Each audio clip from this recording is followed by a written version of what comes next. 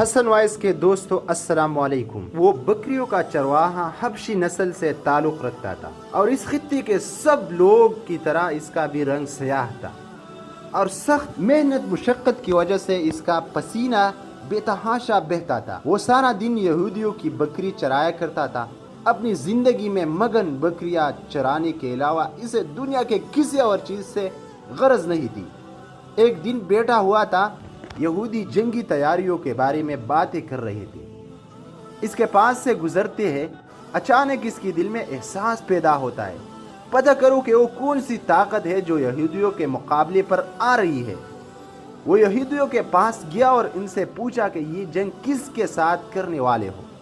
وہ بولے ہماری جنگ اس شخص کے ساتھ ہوگی جو نبوت کا دعویٰ کرتا ہے۔ اس کی دل میں نے خواہش کی کہ میں اس شخص کو دیکھوں۔ وہ اٹھا، لوگوں سے پوچھتا ہوا رحمت عالم صلی اللہ علیہ وسلم کے پاس آیا اور کہنے لگا آپ مجھے بتائے کہ آپ سے وسلم کس چیز کی دعوت دیتے ہیں؟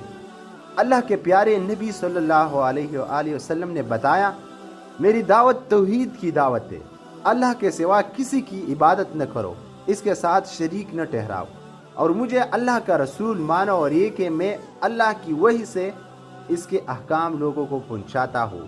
اس نے کہا میں ایک اللہ پر ایمان لے آؤ اور آپ کو نبی مان لو تو کیا ہوگا؟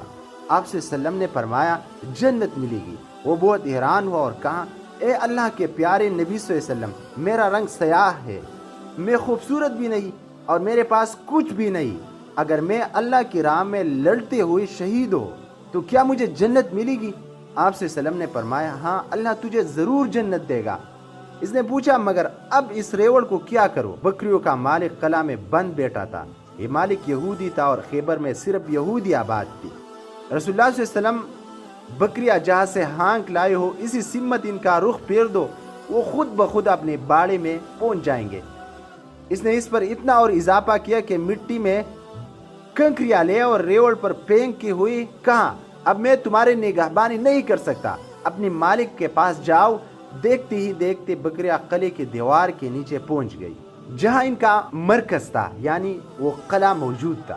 اس کے بعد وہ اٹھا اور یہودیوں کے خلاف جنگ میں شریک ہو گیا اور لڑتے لڑتے رائی خدا میں جان دے دی۔ جب سرور کائنات کو اس کی شہادت کی خبر ملی تو آپ سے وسلم نے اس کی لاش کو دیکھ کر فرمایا اللہ نے اس کے چہرے کو حسین بنا دیا، اس کے بدن کو خوشبو سے معطر کر دیا ہے اور جنت کے دو حوری اس کے عطا کر دی ہے۔ یہ حسین چہرے والا حضرت اسود رائی رضی اللہ تعالیٰ عنہ تھی۔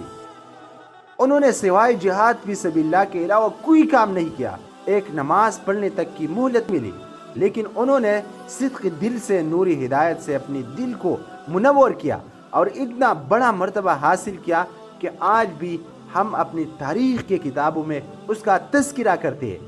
ناظرین گرامی، اس واقعے سے ہمیں یہ معلوم ہوا کہ عمل چاہے وہ چھوٹا ہو یا بڑا، لیکن اس میں اخلاص کی سب سے بڑی اور سب سے جو اعلیٰ درجے کا مقام ہے وہ اخلاص کا ہوتا ہے۔